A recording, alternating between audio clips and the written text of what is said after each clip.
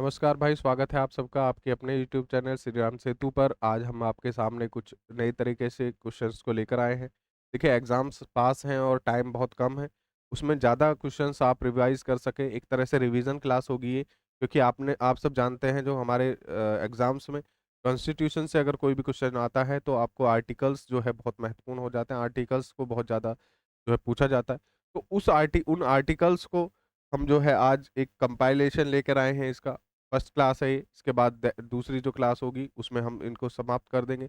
तो सब महत्वपूर्ण जो जितने भी महत्वपूर्ण आर्टिकल्स हैं उनको आज की क्लास में देख लेते हैं। ठीक है, चलिए भाई। देखिए, हम कुछ इस तरह से लेकर आए हैं कि आपको जो है इसमें क्लियर हो जाएगा कि देखिए, आप सब जानते हैं कि जो अनुच्छेद हैं, जो आर्टिकल्स हैं, वो डायरेक्ट पूछ लिए जाते हैं कि इस आर्टिकल में क्या है, इस आर्टिकल में क्या है।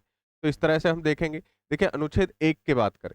आर्टिकल्स हम जानते हैं कि 1 से स्टार्ट होता है, ठीक है? 395 अनुच्छेद है। हालाँकि आज काफ़ी हो रहे हैं, क्योंकि वो ए को मिला के, बी को मिला के इस तरह के जो अमेंडमेंट्स हुए हैं, उनको भी अगर जोड़ें तो 400 से भी ज़्यादा है। लेकिन जो बेसिक जो प्योर जो अनुच्छेद हैं, जो हम जानते हैं अभी भी, वो 395 ही है, ठीक है? तो हम देखते हैं आर्टिकल 1। आर्टिकल 1 से देखते हैं। देखिए, आर्टिकल 1 किसका भाग है? संघ एवं राज्य क्षेत्र, यानी कि ये भाग 1 है हमारे संविधान का। और अनुच्छेद 1 में क्या लिखा गया है? संघ एवं उसका राज्य क्षेत्र, यानी कि जो टेरिटरी है हमारी इंडिया की, इंडिया की टेरिटरी है, वो कहाँ तक है, कितने राज्य हैं, क्या-क्या केंद्र शासित प्रदेश हैं, उन सब का जो विवरण है वो कहाँ मिलेगा? हमें अनुच्छेद 1 में मिलेगा। ठीक है, ध्यान रखें। आर्टिकल 1। आर्टिकल 2, देखिए थोड़ा-सा कन्फ्यूज़न होती है आर्टिकल 2 और 3 में, तो हम यहाँ पे क्लियर करेंगे। देखिए, आर्टिकल 2 जो है, अनुच्छेद 2, नए राज्यों का प्रवेश या स्थापना। नए राज्यों का प्रवेश या स्थापना की बात करें अगर हम, तो देखेंगे।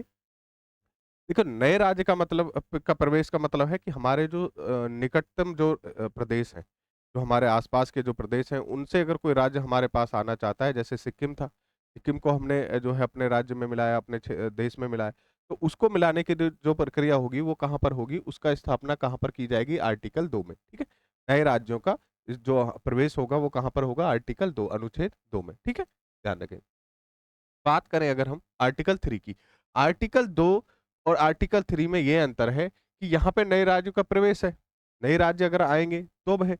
लेकिन अगर हम बात करें आर्टिकल 3 की, आर्टिकल 3 में क्या है? नए राज्यों का नाम और वर्तमान राज्यों और पुराने राज्यों के क्षेत्रफल सीमा में परिवर्तन। यानी कि जैसे कि हमारे जितने भी राज्य हैं, जैसे 28 राज्य आज हमारे हैं, अगर कोई राज्य वहाँ से हम एक राज्य से 2 राज्य बनाते हैं, तो हमारे 29 राज्य हो जाएँगे। उनकी सीमाओं में थोड़ा परिवर्तन करते हैं, नाम में परिवर्तन करते हैं। जैसे उड़ीसा को ओडिशा कहा गया, ठीक है? असम को असोम करा गया, उत्तरांचल को उत्तराखंड कहा गया। इस तरह के जो नाम परिवर्तन किए जाएँगे, या फिर नए राज्य बनेंगे, जैसे कि तेलंगाना बना 2 जून 2014 को, ठीक है? इस तरह के जो नए राज्य बनेंगे, उनकी स्थापना कहाँ पर होगी? उनका जो विवरण है वो कहाँ पर है?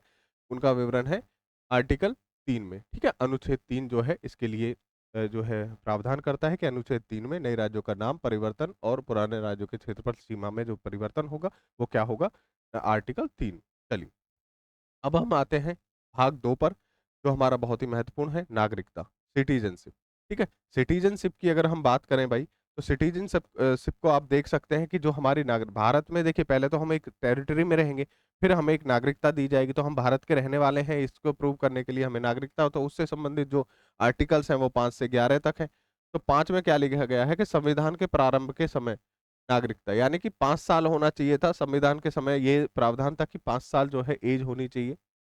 उसकी रहने की सीमा हो जानी चाहिए, तब वो नागरिक कहलाएगा, यानी कि अनुच्छेद 5 जो है, ठीक है? तो हम इम्पोर्टेंट जो आर्टिकल्स हैं, जो बहुत ही इम्पोर्टेंट हैं, उनको लेते जा रहे हैं, जिससे कि आपको एक ओवरव्यू भी हो जाए। जैसे कि 5 से 11 मैंने बताया क्या है, नागरिकता है, तो वो भी आपको पता होगा, लेकिन 5 में क्या लिखा हुआ है, हमने उसको भी बता दिया, ठीक है?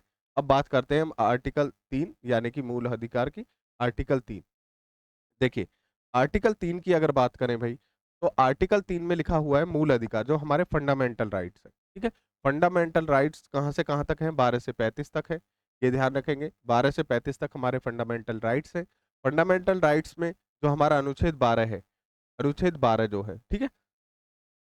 यानी कि आर्टिकल जो 12 है वो क्या करता है? राज्य को परिभाषित करता है। राज्य की परिभाषा है यहाँ पर। राज्य शब्द को मैंने कल आपको एक क्लास में बताया था कि कोई भी जो इंस्टीट्यूशन है, कोई भी इस तरह का इंस्टीट्यूशन जो सरकार के संरक्षण में है या उससे बाहर है, उसको अगर वो सूचनाएं उससे ली जा सकती हैं, वो आरटीआई के तहत उससे सूचनाएं ली जा सकती हैं, तो वो राज्य की श्रेणी में आता है। और राज्य कोई भी कुछ भी हो सकता है, स्कूल, कॉलेज, कोई छोटी फर्म और बड़े से बड़े मंत्रालय, ठीक है, ये सब जो है परिभाषा में आएंगे 12 में, आर्टिकल 12 यानी कि राज्य की परिभाषा, ठीक है। आर्टिकल 13, ठीक है, आर्टिकल 13 का मतलब है मूल अधिकारों से असंगत या इनका अल्पीकरण करने वाली विधियों का शून्यकरण। यानी कि देखिए, अगर कोई इस तरह का कानून संसद के द्वारा बनाया जाता है कि जो मूल अधिकारों को कम करे, असंगत करे, तो इस तरह के जो कानून होंगे वो अपने आप में शून्य घोषित कर दिए जाएंगे सुप्रीम कोर्ट के द्वारा, ठीक है, न्यायिक समीक्षा करके, न्यायिक समीक्षा की जाएगी इसकी,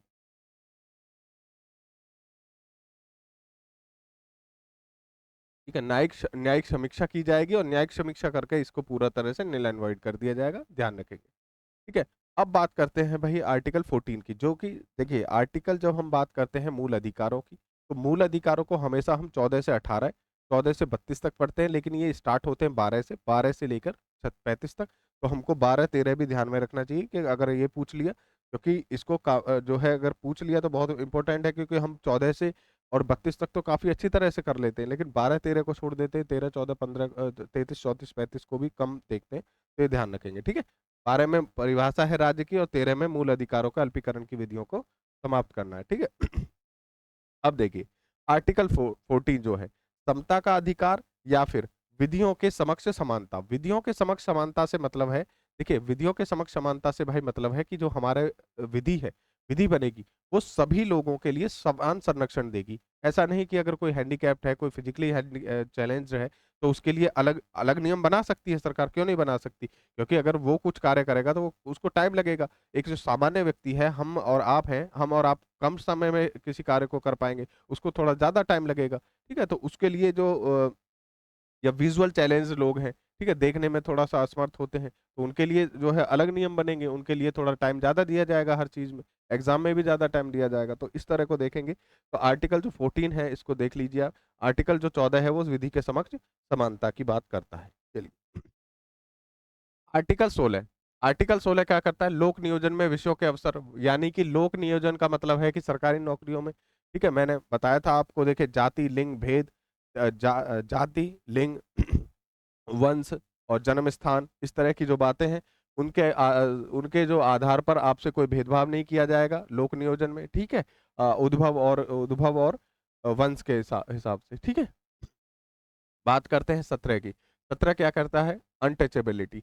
17 अनटचेबिलिटी की बात करता है, ध्यान रखें भाई, क्योंकि देखिए, इस तरह से अनुच्छेद लिखे गए हैं, अब आप क्या है, आप इसको भी देख रहे हैं, इसको भी देख रहे हैं, उसको भी देख रहे हैं, और आप ये जो लिखी हुई है इनकी परिभाषा, इसको भी देख रहे हैं, तो आप इसमें थोड़ा सा भेद कर पाएंगे आसानी से। तो आप जल्दी जल्दी थोड़ा सा, इस क्या है, ये आपका रिवीजन के लिए बहुत अच्छा हो जाएगा, क्योंकि रिवाइज हो जाएगा इससे आपका, ठीक है। अनुच्छेद 17 की बात करें तो अस्पृश्यता, अनटचेबिलिटी का अंत है, आप किसी से छुआछूत नहीं कर सकते, ठीक है, राज्य इस विषय में कानून बना सकता है, बनाए हुए हैं। देखिए, अनुच्छेद 18 क्या है, उपाधियों का अंत। उपाधियों का अंत यानी कि किसी को हम जो है उपाधि जो है उनका अंत है।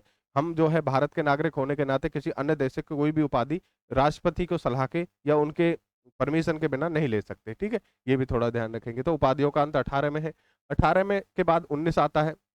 19 में क्या है, वाक एवं स्वतंत्रता आदि विषय कुछ अधिकारों का संरक्षण। देखिए, इसमें है अभिव्यक्ति की आजादी, बेसिकली जो हमारा राइट टू एक्सप्रेशन है, राइट टू एक्सप्रेस, हम अपने आप को अभिव्यक्त करना चाहते हैं तो किसी भी तरह हम अपने आप को अभिव्यक्त कर सकते हैं, वो हमारी जो इसमें होगी अनुच्छेद 19 में, ठीक है। आर्टिकल जो 19 होगा वो वाक स्वतंत्रता में की बात करता है, ठीक है, ठीक है। चलिए, बात करते हैं अनुच्छेद 21 की। देखिए, अनुच्छेद 21 इंपोर्टेंट है, प्राण और देह की, इसकी जो है व्याख्या कई बार सुप्रीम कोर्ट ने की है, बहुत ही व्यापक है। इसमें सोने का, जो नींद लेने का, आपका स्वच्छ जल का, स्वच्छ हवा का, जैसे आजकल पॉल्यूशन आप देख रहे हैं दिल्ली में, तो ये सब इसके खिलाफ भी जो है जो रिट्स हैं वो दायर की जा सकती हैं।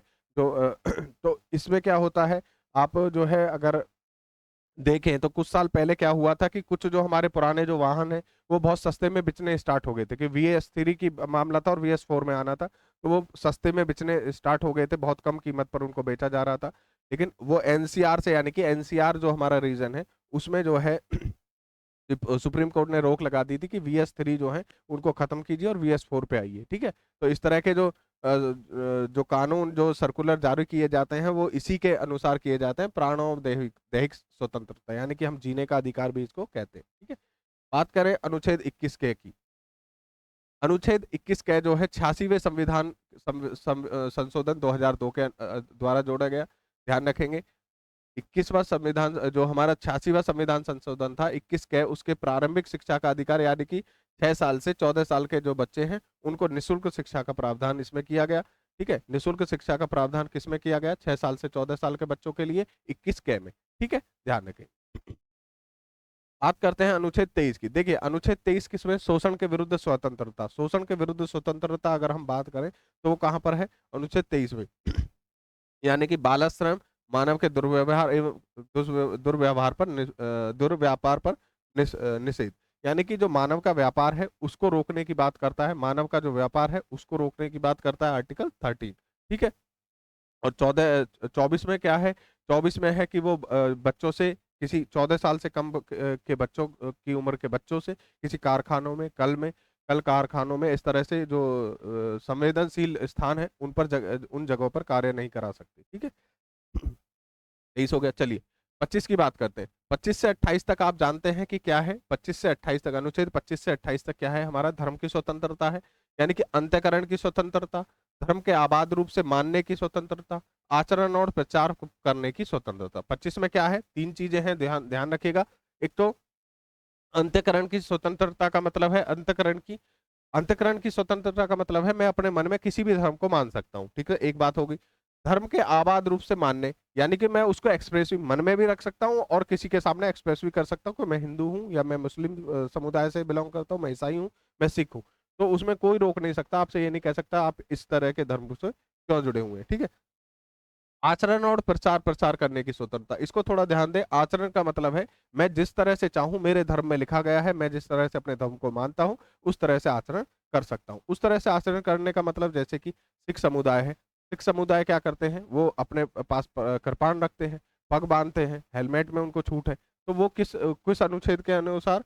यहाँ पर आचरण के प्रसार प्रचार करने, आचरण और प्रचार करने की स्वतंत्रता, यानी आचरण करने के मतलब व्यवहार करने की, उसके धर्म के अनुरूप ही मैं व्यवहार करूंगा, ठीक है।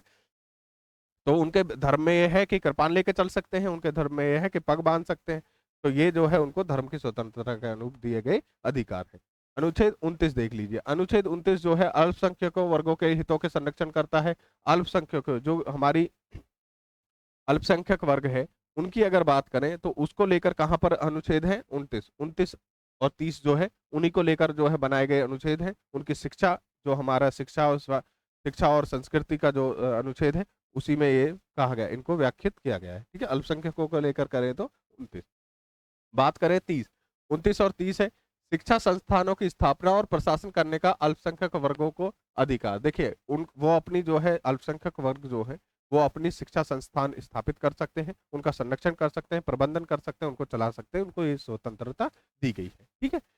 अब बात करते हैं अनुच्छेद 31 की। देखिए ये जो है निरस्त हो गया, इसको बहुत ध्यान में रखिए।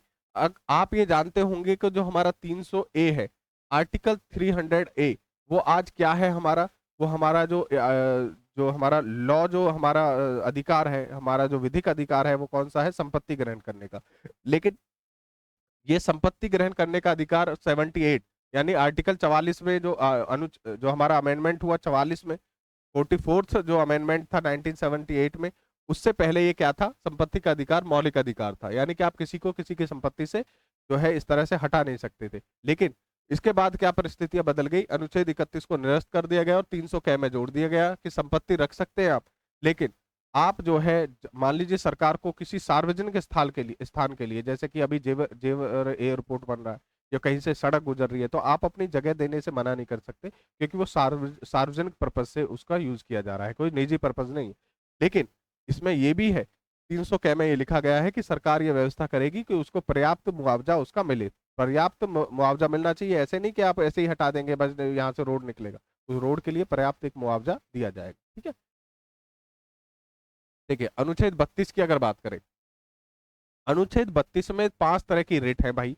इसको जो अनुच्छेद 32 है बहुत इंपॉर्टेंट है। इसको जो भीमराव अंबेडकर थे, डॉक्टर भीमराव अंबेडकर ने हृदय और आत्मा,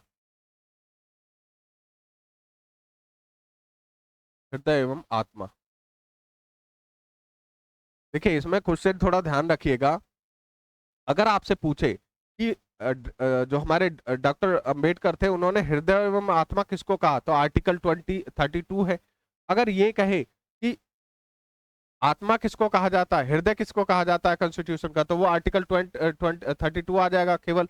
लेकिन अगर आप उससे कहता है, विशेष ध्यान रखिए, अगर डॉक्टर अंबेडकर का नाम आता है तो उन्होंने हृदय और आत्मा किसको कहा था, आर्टिकल 32 को। अगर डॉक्टर अंबेडकर का नाम नहीं आता है तो फिर आप करेंगे, जो हमारा हृदय है, हार्ट है, वो 32 है, और जो आत्मा है वो क्या है, वो हमारी जो उद्देशिका है, यानी कि जो उद्देशिका है वो क्या है, हमारी 30, वो क्या है, आत्मा है। ठीक है, ध्यान रखेंगे। प्रस्तावना जो है वो हमारी आत्मा है, और ये हृदय है, ध्यान रखेंगे। तो इसको हृदय एवं आत्मा किसने कहा था, डॉक्टर भीमराव अंबेडकर ने। इसमें देखिए, इसमें क्या है, इस भाग द्वारा प्रदत्त अधिकारियों को प्रवृत्त करने के लिए उपचार है। जो अधिकारी हम पर, हमारे लिए नियम बनाते हैं, हम पर जो है एक तरह से कहते हैं कि राज करते हैं, उनके लिए इसमें बहुत ही इंपॉर्टेंट 5 तरह की रिट दी हुई है। देखो 5 तरह की रिट की बात करें, अगर पहली पहली देखो, हैबियस कॉर्पस,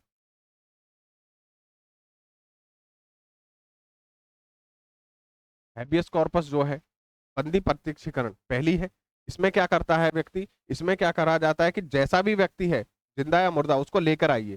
ठीक है, उसको लेकर आइए। इसमें जैसे मान लीजिए आपको किसी ने बंदी बना लिया है और छोड़ ही नहीं रहे, इसमें जो है रिट दायर कर सकते हैं आप, और ये कह सकते हैं, इसमें जो है रिट दायर कर सकते हैं और कोर्ट ये आदेश दे सकता है हैबियस कॉर्पस से कि आप जो है अधिकार जो है आप लाइए, व्यक्ति को जिंदा या मुर्दा सामने कोर्ट के सामने पेश कीजिए। तो इसमें जो है लाना ही होगा। ठीक है, यहाँ ध्यान रखिए। उसके बाद परमादेश है, प्रतिषेध है, और उत्प्रेषण है, और इस तरह के बाद अधिकार परीक्षा है। ठीक है, क्वा वारंटो। तो इस तरह से अलग अलग जो 5 तरह की रिट इसमें दायर की जाती है, बहुत ही इंपॉर्टेंट है भाई, ध्यान रखेंगे। 32 जो है सबसे इंपॉर्टेंट। और इसी तरह की जो रिट्स है वो हाई कोर्ट भी दायर कर सकता है 226 में। 226 आर्टिकल जो 226 है, उसके तहत जो है हमारा जो कौन, जो हाई कोर्ट होंगे वो भी दायर कर सकते हैं। ठीक है, तो ध्यान रखेंगे। 32 से कौन दायर कर सकता है, 5 तरह की रिट जो होंगी वो सुप्रीम कोर्ट, और 226 के हिसाब से कौन कर सकता है, हमारे हाई कोर्ट। ठीक है, ध्यान रखेंगे।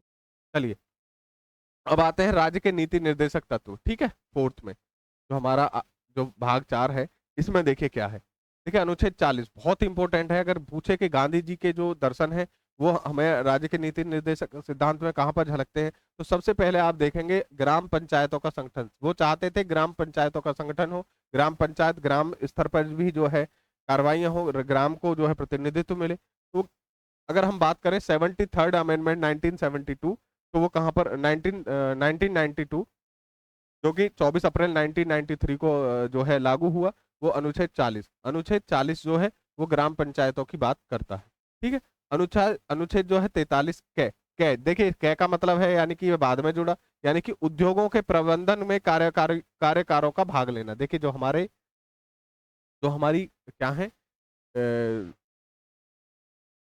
इस तरह से जैसे कोई भी किसी संस्था में कुछ कमेटीज बन जाती हैं। ठीक है, कुछ कमेटीज बन जाती है, वो किसका आधार है, उनका आधार क्या है, 43 कै के अधिकार में कहा गया है कि उद्योगों के जो प्रशासन, जो लोग कार्य कर रहे हैं, उनको प्रबंधन में भी भाग लेने का अधिकार है। ठीक है, तो ये ध्यान रखेंगे भाई। अनुच्छेद 44 देखिए, सिविल कोड, ये बहुत ही इंपॉर्टेंट है, आजकल जो है बहुत चला हुआ चर्चा में है। सिविल कोड यानी कि नागरिकों के लिए सिविल सिविल संहिता जो होगी, सिविल कोड जो होगा समान होगा, एक ही सिविल कोड होगा, कॉमन सिविल कोड। ठीक है, कॉमन सिविल कोड की जो बात करते हैं आर्टिकल 14 है। ठीक है, आर्टिकल 44 जो है वो नागरिकों के लिए एक समान सिविल संहिता की बात करता है। तो ध्यान रखेंगे, सिविल कोड की बात आर्टिकल 44 में होगी। अनुच्छेद 50 की बात करें तो कार्यपालिका से न्यायपालिका, जो हमारी जो हमारी लेजिस्लेटिव है, उसको जो है कार्यपालिका से न्यायपालिका का जो है उसको पृथक्करण है, कार्यपालिका से न्यायपालिका का पृथक्करण है। ठीक है, ध्यान रखेंगे, क्योंकि ये दोनों अलग अलग रहेंगी तभी तो जो है चीजें चल पाएंगी। न्यायपालिका अलग रहेगी, स्वतंत्र रहेगी, तो उस पर जो है कमांड कर पाएगी वो। ठीक है, कार्यपालिका के जो कार्य हैं उनको देख पाएगी, उनका निरीक्षण कर पाएगी, उन पर प्रतिबंध लगा पाएगी। चलिए, अनुच्छेद 51, अनुच्छेद जो 51 है वो हमारा क्या बात करता है, अंतर्राष्ट्रीय शांति और सुरक्षा, अंतर्राष्ट्रीय शांति और पीस की बात करता है, यानी कि हम इंटरनेशनल लेवल पे पीस करें और जो है जितने भी पीसफुल जो ऑर्गेनाइजेशंस हैं उनके साथ जुड़े, उनके साथ कोलैबोरेट करें। तो इस तरह की जो बातें हैं वो कहाँ पर 51 में, आर्टिकल 51 ध्यान रखेंगे क्योंकि ये सबसे लास्ट का अनुच्छेद है जो हमारे नीति निर्देशक तत्व है। और 51 कै में कंफ्यूजन हो जाती है, 51 कै जो है वो बाद में जुड़ा था, ठीक है। 42वें संविधान संशोधन 1976 के, ये देखिए मूल कर्तव्य, ये 42वां जो अमेंडमेंट हुआ, 42nd जो अमेंडमेंट हुआ, इसमें जो है बाद में जोड़ा गया 42nd अमेंडमेंट, और ये 1976 में, ठीक है। तो ये ध्यान रखेंगे भाई, अनुच्छेद जो है 50, इसमें क्या है, इसमें क्या है, 10 तरह की जो हमें मूल कर्तव्य है, 10 तरह के मूल कर्तव्य जोड़े गए, ठीक है। एक एक मूल कर्तव्य 2002 में 86वें संविधान संशोधन में जोड़ा गया, जो कि मैंने आपको पहले बताया, ठीक है। तो याद रखेंगे मूल कर्तव्य कहाँ पर है, ये हमारे मूल कर्तव्य कहाँ पर है, 4 के कै में, ठीक है। और ये कहाँ पर है, 51 कै, 51 कै, ठीक है, ध्यान रखेंगे। अब आते हैं राष्ट्रपति पर। देखिए राष्ट्रपति बहुत ही इंपॉर्टेंट एक हमारा पार्ट है, हमारी जो व्यवस्थापिका है। इसमें क्या देखेंगे, का अनुच्छेद 52 से स्टार्ट होता है। भारत के राष्ट्रपति, भारत का राष्ट्रपति की परिभाषा अगर पूछे, भारत के लिए एक राष्ट्रपति होंगे, वो सबसे उच्च अधिकारी होंगे, वो सबसे पहले न्यायिक नागरिक होंगे। तो वो सारी व्याख्या की गई है अनुच्छेद 52 में, ठीक है, राष्ट्रपति की। अनुच्छेद 54 में क्या कहा गया है भाई, राष्ट्रपति का निर्वाचन किस पद्धति से होगा, ठीक है, एकल संक्रमणीय प्रणाली होगी, ठीक है। तो ये सब जानते हैं कि एकल संक्रमणीय प्रणाली के तहत जो है राष्ट्रपति का निर्वाचन होगा, आर्टिकल 54 में लिखा गया है। 58 की बात करें, राष्ट्रपति निर्वाचन होने के लिए अहर्ताएं, यानी कि उसकी जो जो शर्तें हैं वो क्या होंगी।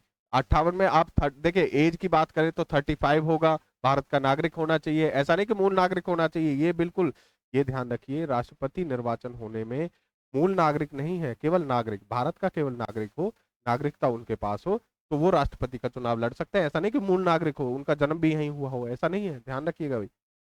राष्ट्रपति निर्वाचन होने की आर्ताएं जो हैं वो लिखी गई हैं, ठीक है। अब बात करते हैं अनुच्छेद 61 में, अनुच्छेद 61 की बात करते हैं, उन पर महाभियोग लगाया जा सकता है, ठीक है। राष्ट्रपति पर महाभियोग चलाने की प्रक्रिया है, महाभियोग किसी भी जो हमारा लोकसभा है या राज्यसभा कहीं से भी पारित किया जा सकता है, स्टार्ट किया जा सकता है, और फिर दूसरे सदन उस पर कार्रवाई करके 2/3 से जो है उसको बहुमत से उसको पारित करेगा, तो जो राष्ट्रपति है हमारे वो हट जाएंगे, ठीक है। तो अनुच्छेद 61 ये बहुत इंपॉर्टेंट है भाई। आर्टिकल 61 जो है बहुत इंपॉर्टेंट है, कई बार पूछा जाता है, राष्ट्रपति पर महाभियोग चलाने की प्रक्रिया है, ध्यान रखेंगे, राष्ट्रपति पर जो महाभियोग है उसको चलाने की प्रक्रिया कहाँ पर है जी, उस पर प्रक्रिया कहाँ पर है, 61 में। बात करें 63 की, बात करें 63 की, तो 63 में क्या है, भारत का उपराष्ट्रपति, भारत के जो एक उपराष्ट्रपति होंगे और वो कहाँ के, राज्यसभा के पदेन सभापति भी होंगे, राज्यसभा के पदेन जो है वो क्या होंगे, सभापति भी होंगे, राष्ट्र उपराष्ट्रपति, और ये अनुच्छेद 63 में दिया हुआ है, ध्यान रखेंगे, अनुच्छेद 63।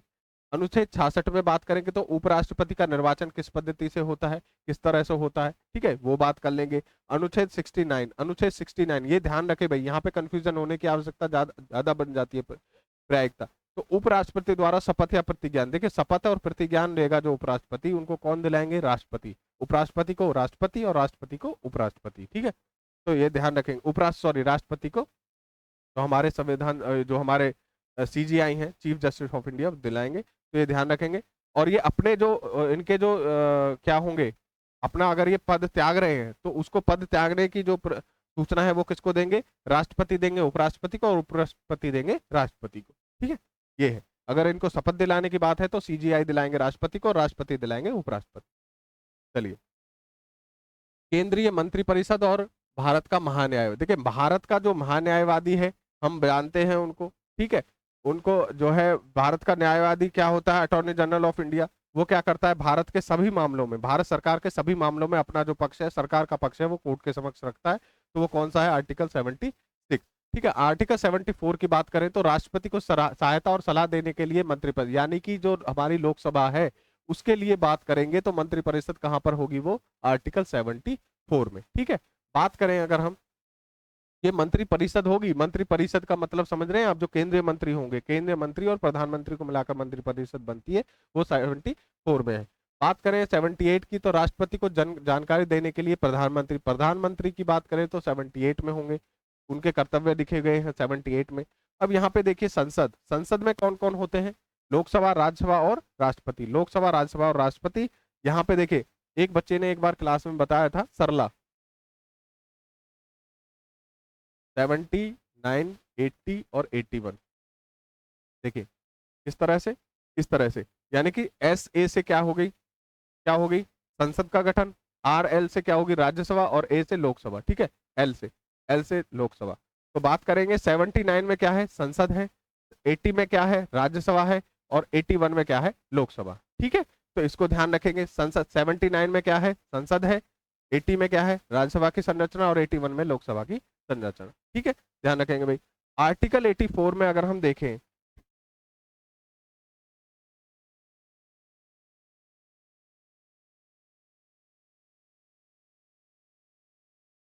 देखिए आर्टिकल 84 में देखें, संसद की सदस्यता के लिए अहर्ता, यानी कि संसद एमपी बनने के लिए, मेंबर ऑफ पार्लियामेंट बनने के लिए आपको क्या आपकी योग्यताएं होनी चाहिए, एज कितनी होनी चाहिए, एज 25, ध्यान रखेंगे, एज जो होनी चाहिए आपकी 25 होनी चाहिए संसद की सदस्यता के लिए, ठीक है, संसद की जो सदस्यता है उसको लेने के लिए आपकी एज 25 होनी चाहिए।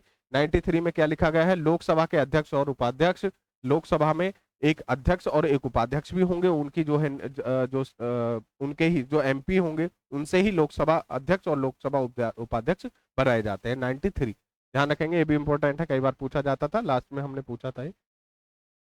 बात करते हैं 98 की, तो संसद का महासचिवालय, एक जो सेक्रेटरेट होगा, देखिए एक सेक्रेटरेट जो होगा, सचिवालय जो होगा संसद का जो पार्लियामेंट सेक्रेटरेट की बात कही गई है 98 में। 100 को देख लेते हैं, 100 एक माइलस्टोन अनुच्छेद है, तो इसको देख लेते हैं, गण पूर्ति, यानी कि 1/10 जो कोरम है हमारा, कोरम कहते हैं भाई इसको, कोरम की बात करता है आर्टिकल 100, जो अनुच्छेद आर्टिकल 100 है, अनुच्छेद 100 है, वो किसमें, गण पूर्ति की, गण पूर्ति का मतलब है कि 1/10 जो है वो होने चाहिए सदन में, तभी जो है कार्रवाई की जा सकती है, तो गण पूर्ति जो है 1/10 होगी, कोरम कहते हैं इसको, अनुच्छेद 100 में, ठीक है।